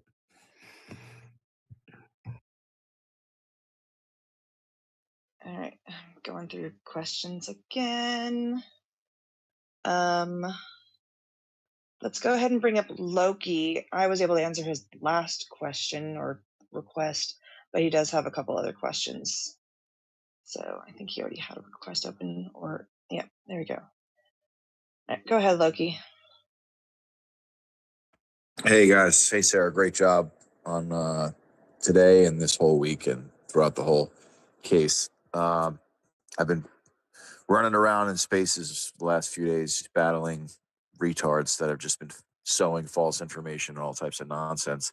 I wanted to ask you, I know you spoke briefly about the jury. Did you notice any type of interaction between them? I've attended a few different trials in federal court, and you kind of get a sense of jurors that are, you know, piecing things together or sharing like laughs? Any note taking amongst them that you noticed? Anything that you could give us insight on? Nope. So that is actually something that I noticed almost right off the bat, is that none of them were really. I think they were given very specific, explicit instructions from Judge Roach, because and before we left today, Judge Roach said, "Do not speak about this case between each other. Do not even talk to your spouse. I know that this is going to be hard, like as far as, people are probably going to be approaching you and wanting to talk to you about this, or maybe they saw something on the news and they just want to talk about it. You cannot participate in that." And they seem to be taking that very seriously. I did not see them speak amongst each other at all. They seemed to have assigned seating. So every time they came into the courtroom, they sat in the exact same spot every time. They did not talk to each other. They were very professional, and they were very attentive. And but no, they did not speak with each other at all, because I was watching them very closely, actually, because I'm fascinated by any, crime, and trials and things like that. This is just because I'm a nerd. So I pay attention to everything happening inside the courtroom, and they were acting like the perfect jury. So no, they were not communicating with each other I'm glad to hear that. in the courtroom, from what I observed. I'm glad to hear that. As far as the video, there was reports earlier. I was in a few different spaces where the video showed. This is alleged, and I didn't believe them anyway. But they were saying the video showed 4 people go underneath the tent, and that they were reporting that they could tell who was who based upon the feet or the shoes or the legs of the people that were going under the tent. Is that accurate at all? No. And I laugh Okay, so because that I'm was just good. sorry. I laugh because this is the same narrative they've been trying to spin for the past year. You absolutely cannot tell who anybody is. Everything is very dark. Everybody looks like they're just wearing dark clothing. You absolutely cannot tell what kind of shoes they're wearing. I can tell you that right now. The tent already has multiple people underneath it. There are people moving all around, side to side. There's no, I can promise you right now that the reason they keep saying that 4 people came under the tent and you could tell what they're wearing and all this is because this narrative has been spun that he was attacked by 4 boys. And I can tell you who started that narrative and who started that rumor from the very beginning. It was Tiffany Billions, and all her little minions were spreading that. She had literal campaigns and emails and people with social media who were spreading this rumor that 4 boys attacked Karmelo. There is zero evidence of that. There is no just 4 grouped together people uh, going into the tent. You absolutely cannot tell what's on their feet. That's literally the only thing you can really see is the fact that at one point it looks like one individual pushed another individual. The individual that was pushed bounced right back. And then obviously it was at that time that Austin was stabbed, because that's when everybody scattered and was running in all different directions. So yeah, no, what you that's a falsehood, what you heard. I figured. These people are out of their mind. They've been also threatening to do other things, but I'm enthused that they feel so comfortable to do this in a public place like X, where federal agents and other investigators can be surveilling them and then getting up any potential cases if they do cross the line. Another question regarding the trial transcripts. Have you tried to get the trial transcripts? And were there any sidebars today? Because we'd be able to see those in the trial transcripts. Trials transcripts will not be available until after the trial is over and the gag order and the protective order has been lifted. Oh my God. Yeah. That was part of the order? So part of a protective order is that because everything needs to be fully protected in the way that it does, I promise you, you will not get any trial transcripts. I mean, I can't get anything. I've tried to send several open records requests regarding this case. even after the protective order, just to kind of see what I could get away with, if I could get any kind of information. And I just keep receiving the same response over and over again that this is under a protective order. So I promise you, the trial transcripts will not be available until after the gag and the protective order are lifted. That's such crazy news because I went to the Diddy trial and the Roman Storm trial, and we were able to get the trial transcripts through Pacer and the court Well, the reporter. Diddy trial was public, right? Well, It this was live trial is streamed. no, definitely not. They don't. Federal trials aren't. Was There's it no not? cameras. No, Oh, it there's no wasn't. Okay. There's no cameras in federal court. You're not allowed. So Oh, same situation. Okay. yeah, it was the same. There was a gag order. Like people were getting thrown out. They wouldn't even allow them to come back into the court to watch the rest of the trial because they were naming 50 Cent's baby's mother as one of the women in the freak off. So Wow. Okay. yeah, that's how crazy it was. So, but we were still able to get the transcripts at the end of every day. You just contact the court reporter, and then the court reporter you pay. It was like $400 to $500 per day, but you were able Well, to hey, get access.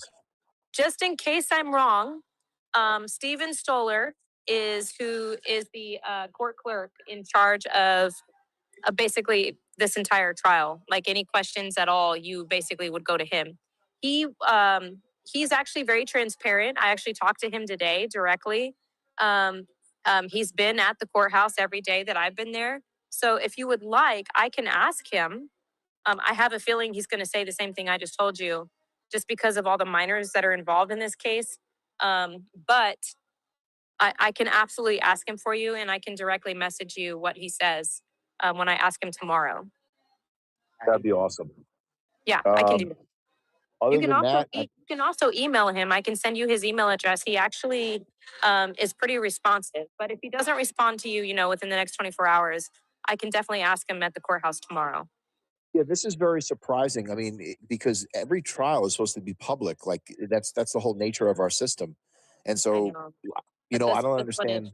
as you understand, this one has been kept very much under wraps. So yeah, Right. but I can certainly ask him.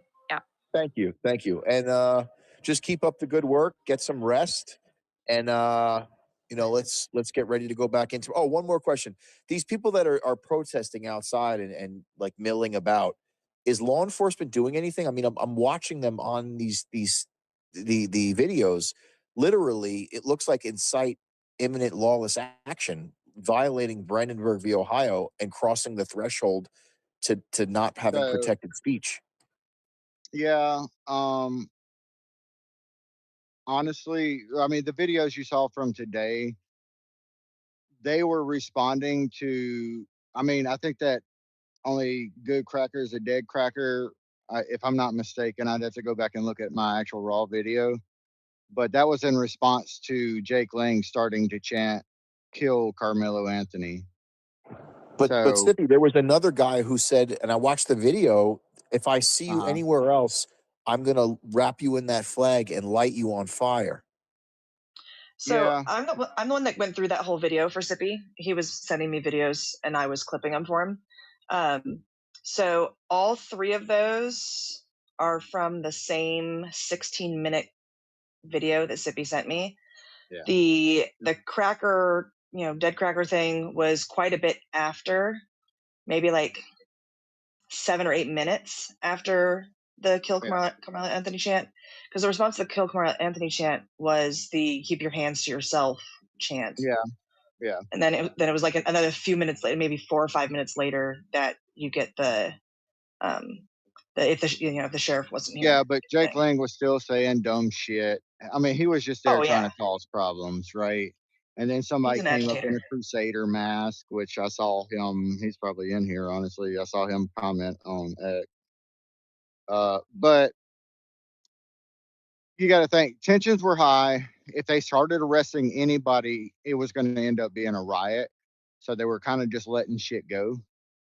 Uh, they were just letting people get the shit out, and then they sent in, like, literally SWAT came in and separated everybody and made everybody get on their side of the grass or whatever, because they're just trying to keep the peace. They don't want to riot, and I don't think arresting anybody would help that situation at all. They might come Gotcha. back and get them later, but I doubt it, honestly. I wouldn't be surprised to see some other, outlaw motorcycle gangs show up to show as a show of force against these other guys that showed up. That would be pretty cool. Well, cool is a relative, I guess. Uh, I might need to go get some more plates for that. I have a question from YouTube. Okay. So this would be for Sarah. Said, did Karmelo look confident? I wonder if he thinks he's going to win the trial. Thank you all for covering this case so extensively. I only looked at Are you saying like during trial proceedings? Yeah. Yeah. I don't know. He I only looked at him a couple times. He was kind of on the opposite end of me, so it was kind of obvious if I was looking at him because I would kind of have to lean forward and strain to see him because I was on the very far left side of the courtroom, right next to where the jury was, and he was all the way on the right hand side with the defense. And I did look at him a few times. He just kind of has a blank stare. I don't really know how else to explain it. He doesn't show any emotion, like at all. There's no crying, there's no smiling, there's no showing of anger or anything like that. It's like a blank stare. I really don't know how to describe it other than that. I really don't. And it pretty much stayed that way for the whole day. So and Sippy's right. He was probably coached to not show any emotion.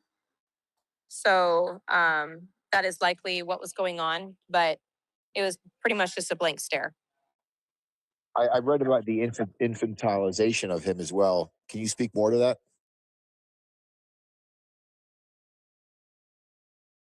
The infantilizing. Okay, Yeah. so repeat your question. Can you explore that a little bit more? What else are they doing to make him appear, like He's a wearing kid a or? large suit. He's Oh my gosh, did y'all lose me? It says that my connection was lost. No, we You're can No, hear we good. can you. hear you. You're good.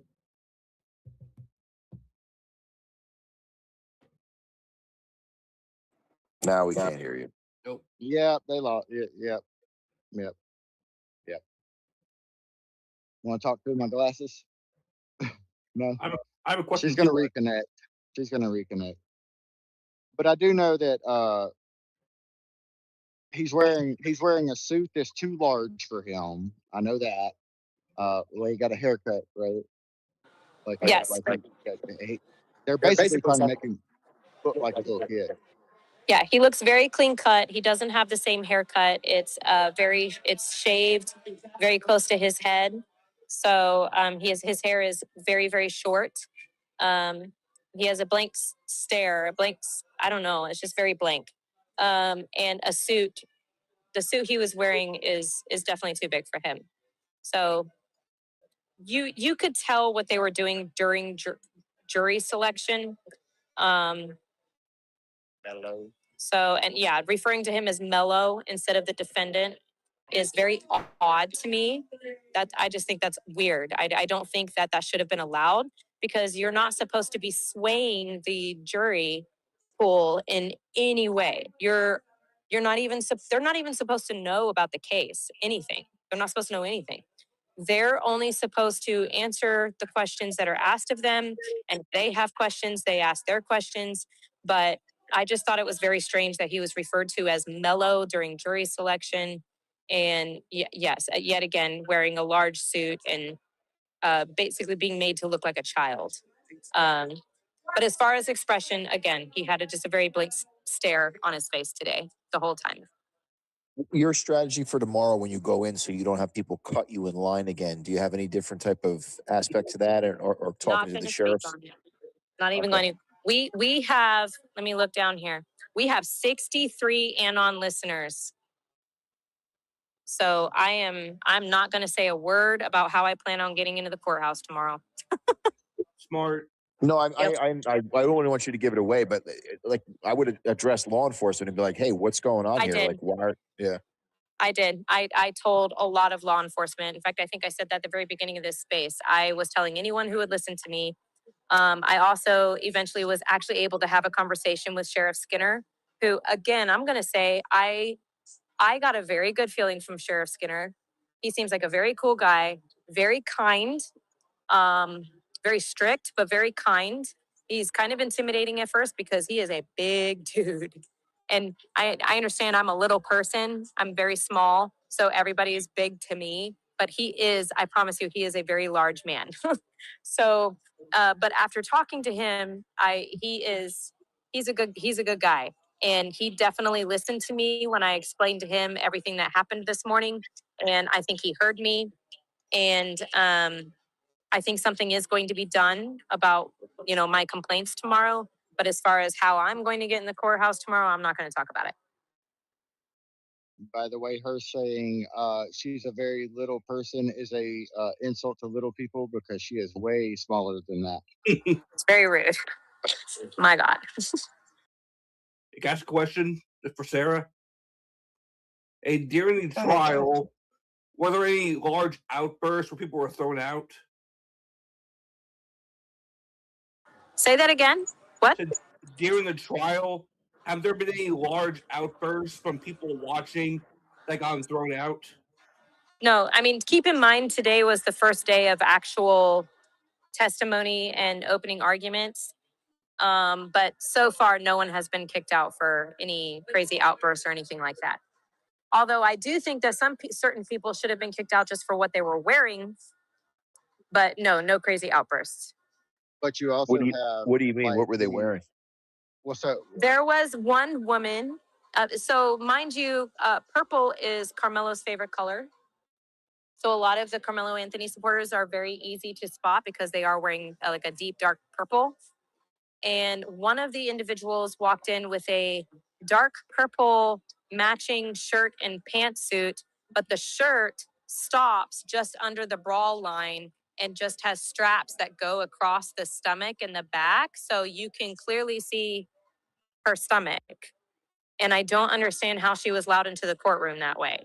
It looked like something that you would wear to the club, not into the courtroom, but Well, whatever. she Just was need a barf thinking emoji. business, and business is, like her business is prostitution, probably. So, right? Did she look like she is into salads or hamburgers? Probably hamburgers. I would say it was hamburgers for sure.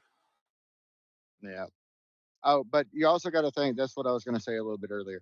You also got to think every other day. This is literally the first day. Not only is the day of uh, oral arguments or the first day of oral argument. This is the first day that the judge is in the same room as the public.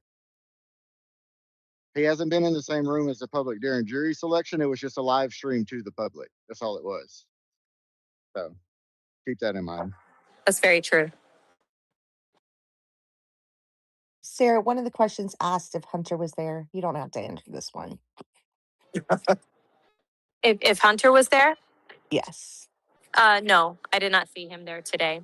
I have been told that he is likely not going to be there unless he's testifying.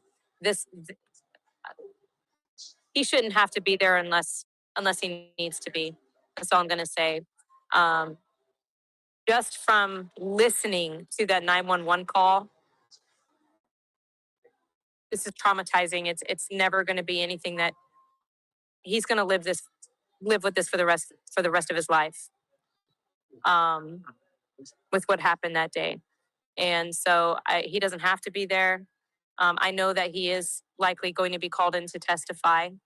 But other than that, no, I actually doubt he's going to be there at all. But no, he was not there today. I have a YouTube question. Do we know what Austin's favorite color was? I think it's brown. That's a weird question. No. I think People people want are to know. just looking to Guys, support in the same way. Solidarity. yeah, Yeah. the idea to Wait, share ask the colors. question. What did you say? What Austin's favorite color was? Yes. Oh, I'm Yeah. sorry. Yes. I thought you said what Austin's hair color was. I was like, that's the most bizarre Oh. question I've ever heard. No. What are you talking about? Favorite color. Oh, favorite color. I don't, but I can find out pretty quickly. I think that would be great. Yeah. However, let me make something very clear. We don't need to lower ourselves to these people's standards. They're pushing the limit by doing what they're doing by wearing purple in the courtroom. And by that, what I mean is the amended order that was put out by the judge said that no activist or display of clothing should be worn to show any kind of support for either side. Like you can go and look at the amended order if you want. Like he did not want anyone to wear clothing that clearly showed, that basically he didn't want activists in the courtroom. Basically, just to put it short, okay? And I understand that. Dress professionally, uh, dress in business, and just come there to support whoever it is you're going to support. But come there and respect the proceedings, and respect the jury, respect the judge, respect the trial process. And these people showing up in all their purple, like purple from head to toe, honestly, in my opinion, is disrespectful to the court because they're pushing the limit as far as what they can get away with. So I can absolutely find out for you what Austin's favorite color was, but I don't encourage anyone to show up to the courthouse decked out in his favorite color because we don't need to look like these people. And I hate to say it that way, but we don't need to lower ourselves to their standards because their standards are But who are these people? these people, the Carmelo Anthony I'm just fucking with supporters you. who I'm are just fucking with acting you. like absolute idiots. Yeah, you know what I mean. He Um, was he was joking. I know. I'm just saying, like, we don't need to lower ourselves to how they behave. We don't. I, we're better than that. That's what I'm gonna Sarah, say. what legacy news media is there? I don't. So it's actually listed. If you go to my X account, go to my profile, and just put into the little magnifying glass, the little search bar, put amended order. Just type in amended order. It will bring you the very first post should be the amended order put out by Judge Roach, and it will list the media. I know that the Dallas Morning News is one of them. Daily Mail, Marianne with Daily Mail is there. Um, who else? The AP, unfortunately. It's in Um, the pill now, can't, Sarah, I too. can't freaking stand. Anyway, but yes, if you go, you could actually probably put it up in the purple pill or up in the nest there. But It's it there is now. it is listed on, yeah, it's listed on the amended report.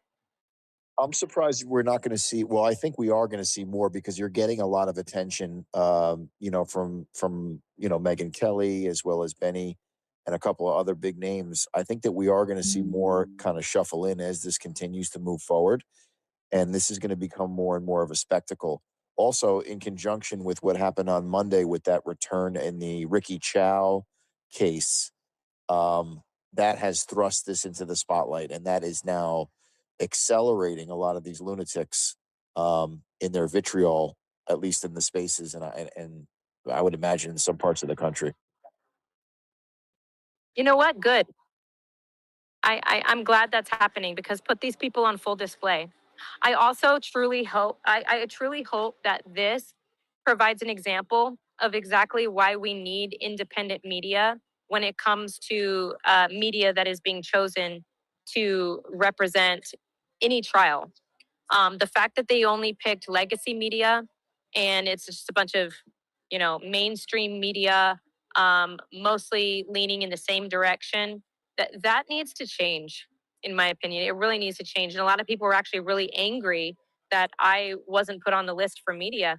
I'm angry that independent journalists were not put on the media list, period. um, we are really redefining what the news is, and more people are coming to independent journalists for the facts and for the truth and for detailed reporting. I cannot tell you how many times I have shared my reports on the Carmelo Anthony trial since day one, and people have told me, thank you. We have not been able to find detail like this in years. We have not been able to find detail like this from the mainstream media. And thank you. It felt like I was right there witnessing what was actually happening. that's what good journalism needs to be again. Because at one point it was this way, and that's what it needs to be again. So I really hope that this helps. I hope, I don't know if it's actually going to happen, but I really do hope that this helps in the future, people push a little bit more for independent media to actually be approved as media in the courtrooms. Yeah, I would agree Alrighty. with you. I think that we are the news here on on X specifically, just because it's the anti censorship aspect of it, and it is important what you're doing. And I hope that you do continue and you flourish because of this, and it inspires others to do the same thing. I haven't watched TV in years, and I think all these the media is just a propaganda apparatus for the government. So I think that we need to get away from it and have citizen journalists like yourself to be able to flush these things out, and we could talk about it in spaces. I agree. You know, what's funny is I actually had someone today ask me if someone were to offer you a job as, as a reporter, journalist or a reporter with a publisher, working for an actual publisher, like some of these guys that are up here in the courtroom, would you take it? And I said, no, almost immediately. Actually, immediately, I would, She said no, by the because way. I'm not, yeah, nope. You don't Okay, need I to. keep cutting out.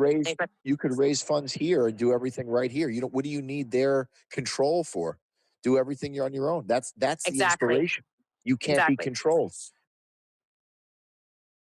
That's why they hate me. But yeah, you're right.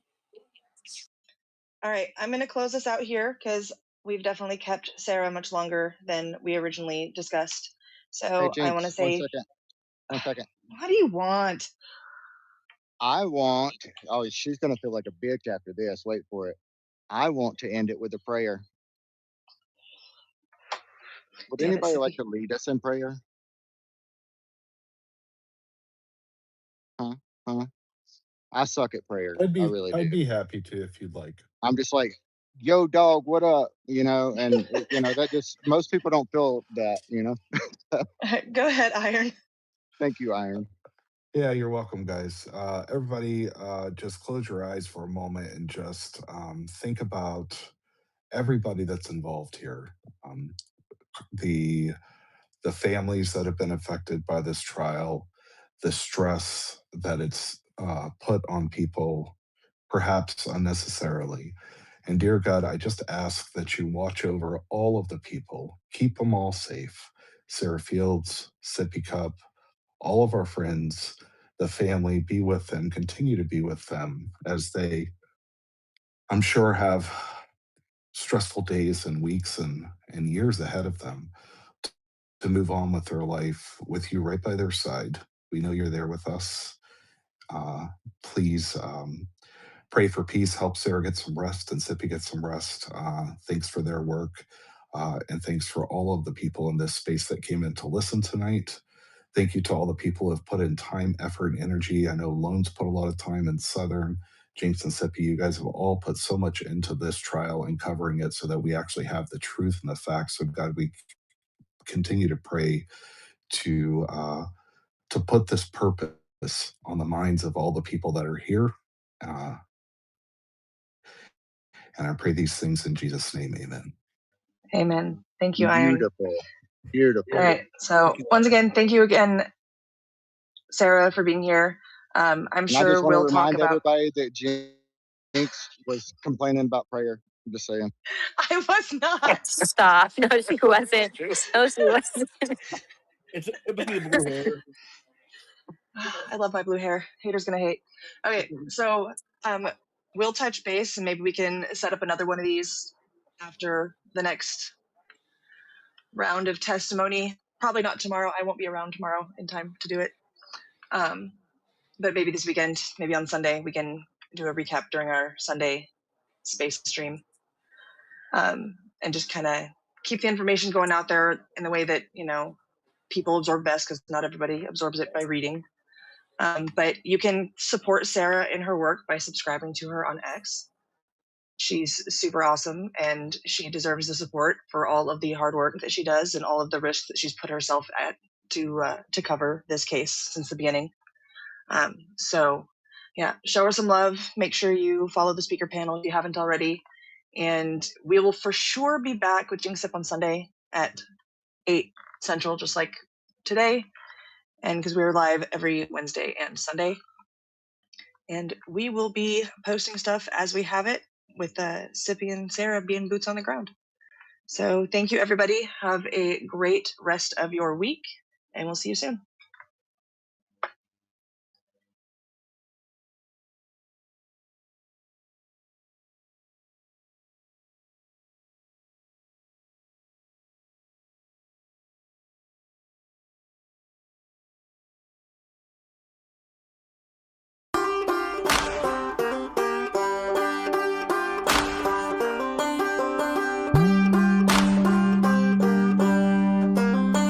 Whoa, we need a big tall tree and a short piece of rope.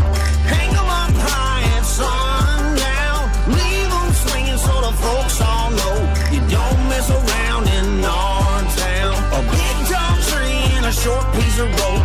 Hang 'em up high at sundown. Leave 'em swinging so the folks all know you don't mess around in our town.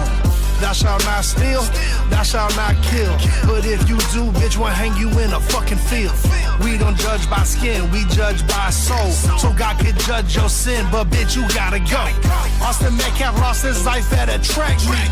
The news won't say it, so I say it on a trap beat. And while they running from accountability, Lake and Riley was murdered while she was running in the streets. Who would have thought the girl who left the danger in Ukraine would get her life taken riding on a train by a nigga when she's repping Black Lives Matter? But you triggered by this song, tell me which is sadder. We need a big tall tree and a short piece of rope. Hang 'em up high at sundown. Leave 'em swinging so the folks all know you don't mess around in our town. A big tall tree and a short piece of rope. Hang 'em up high at sundown. Leave 'em swinging so the folks all know you don't mess around in our town. Oh, there's too much crime in the streets these days. Too much evil going down. If they get 'em up out of the bricks for a while, the judge turns them loose on the town. How many mothers gotta cry? How many children gotta die before we put an end to all this mess? We ought to do it like they did it way back in the day, 'cause granddaddy's way it works best. Who's gonna right them wrongs, my friend? Vengeance is the Lord's, but brother, justice ain't a sin. We need a big tall tree and a short piece of rope.